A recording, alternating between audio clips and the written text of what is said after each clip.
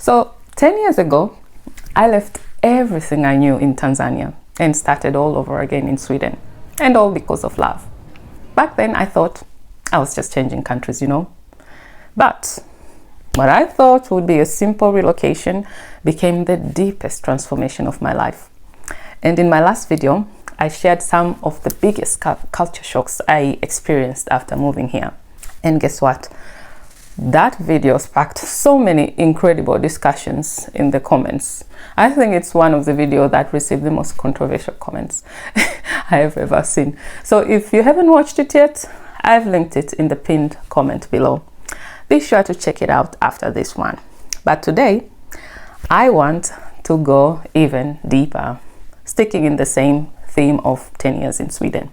And in this video, I'm sharing the 4 unexpected life lessons that changed me the most after a decade of living in Sweden. And by sharing my story, I hope you get inspired to embrace change, to trust your path, and find beauty in the uncomfortable. So let's get to the video, shall we? My very first lesson was around identity. When I moved to Sweden for love, I only knew one person. And it was my husband. You guessed right. I had no job, no friends, not even a relative.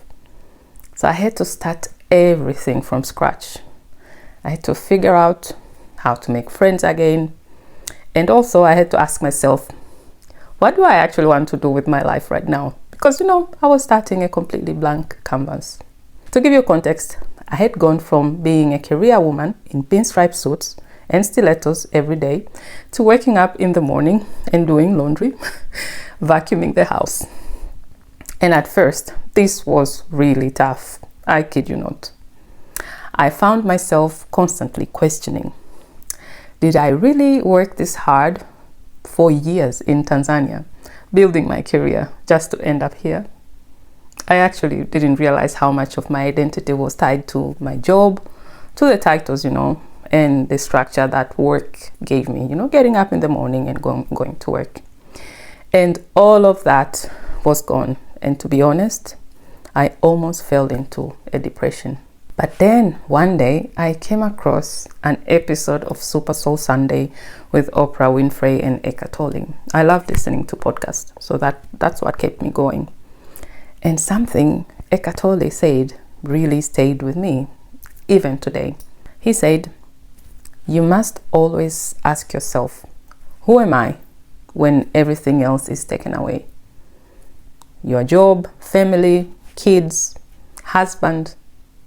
Who am I then? That question shifted something inside me. It forced me to look inward and to really start exploring.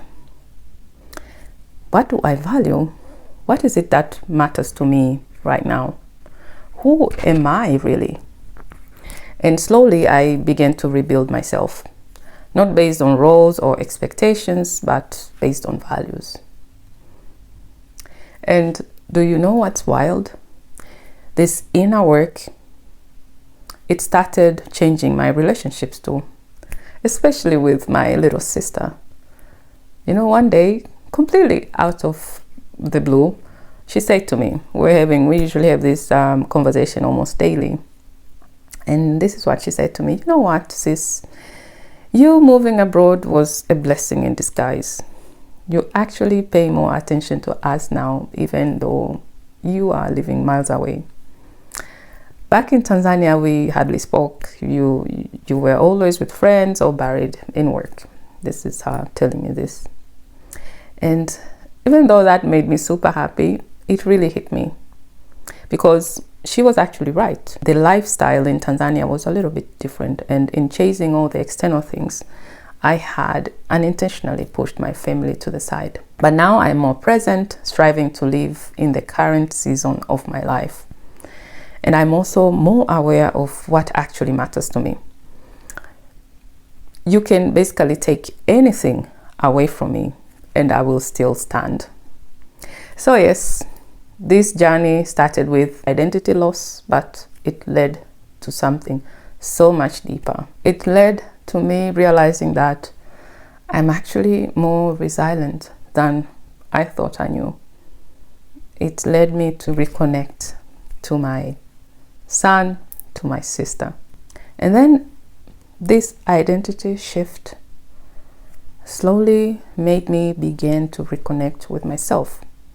Not as who I had been, but as who I was becoming. And in that process, the second big lesson Sweden taught me was humility. Let me explain. So back in Tanzania, outward appearance matters a lot.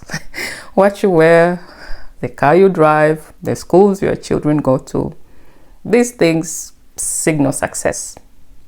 It's not unusual to wear clothes with bold, visible labels, Gucci, Prada, because, well, that's how you show you've made it. But once I started living in Sweden, I realized no one actually cares. No one even notices what brand you're wearing. What Swedes value is what you would call quiet luxury.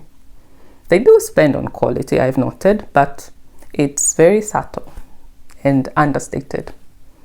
You wouldn't see someone wearing big labels and flaunting, because this is considered as showing off. And in Swedish society, that's not seen as a good thing.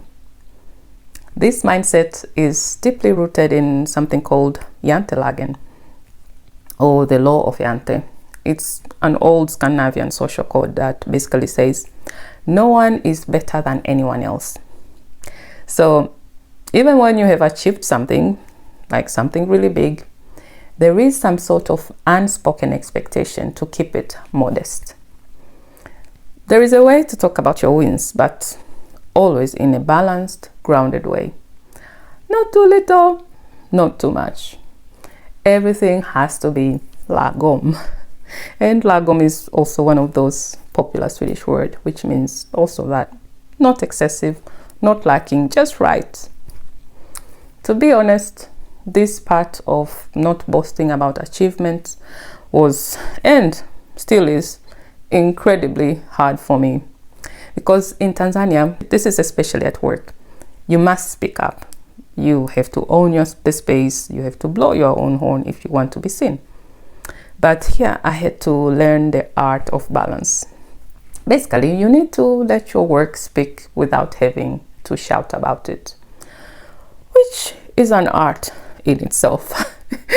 That shift has been one of the most uncomfortable, yet very eye-opening lessons of my expat life. And when it comes to my relationship with material things, that's also changed a little bit. Now I focus more on quality than brands. I no longer feel the pressure to buy something just because of, the label.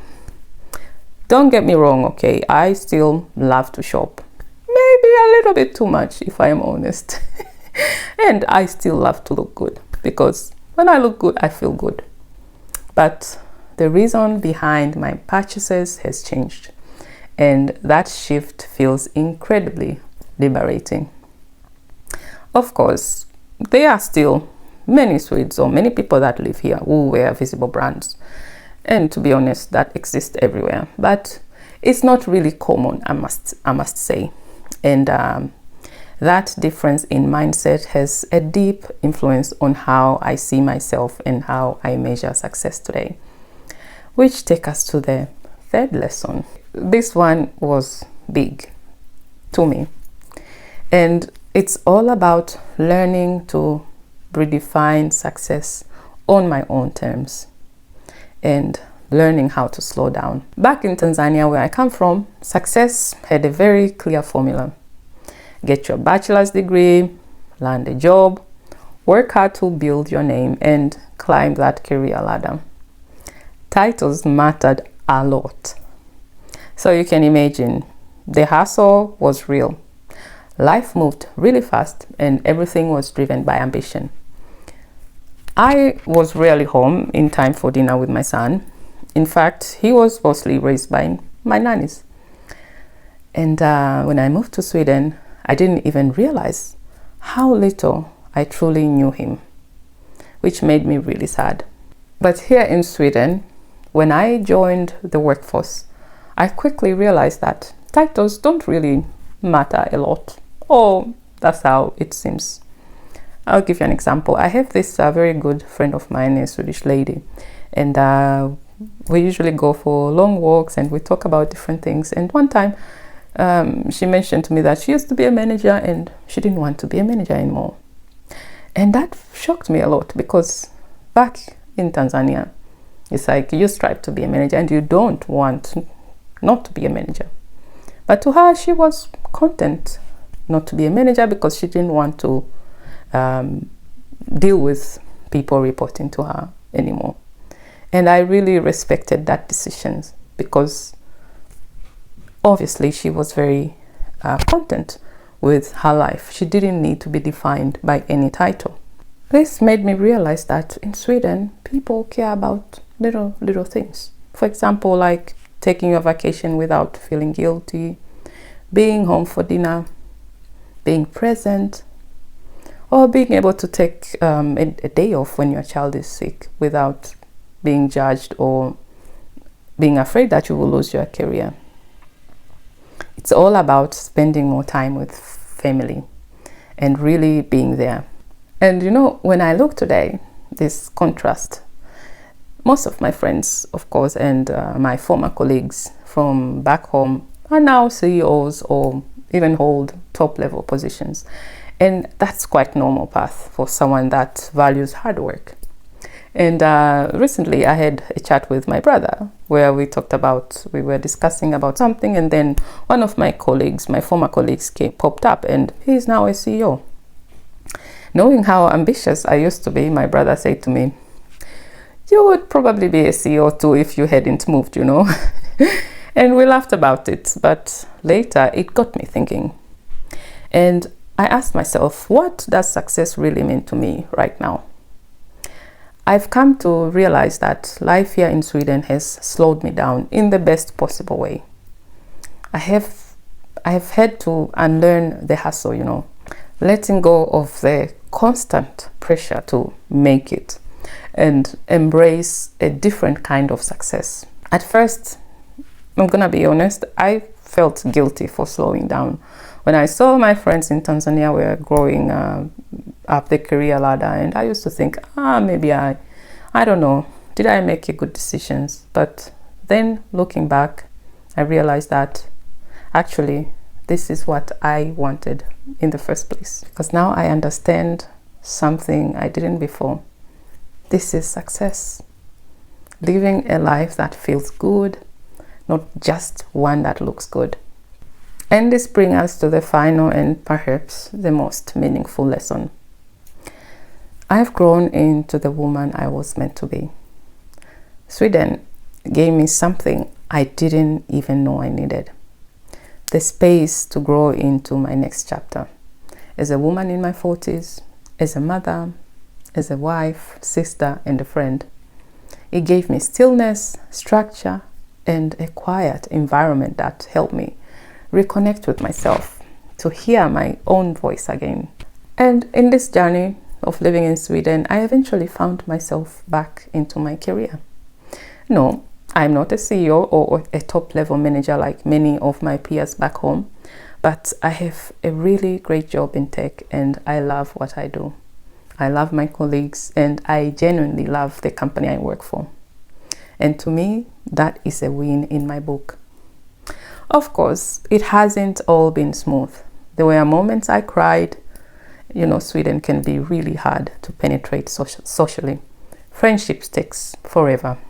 And for someone who comes from a very social culture, that really hit me hard in the beginning. And I've made so many videos about it. I will link it below. But right now, the few connections I have, they run deep. They are built on trust, consistency, and presence. I've learned that connection isn't about how many people you have around you. It's about being truly known by a few. Looking back now, I see that I've become softer, stronger, and more rooted. Not because life here got easier, but because I got clearer. Well, I don't know where life will take me next, but I know this for sure. These 10 years in Sweden have been a gift.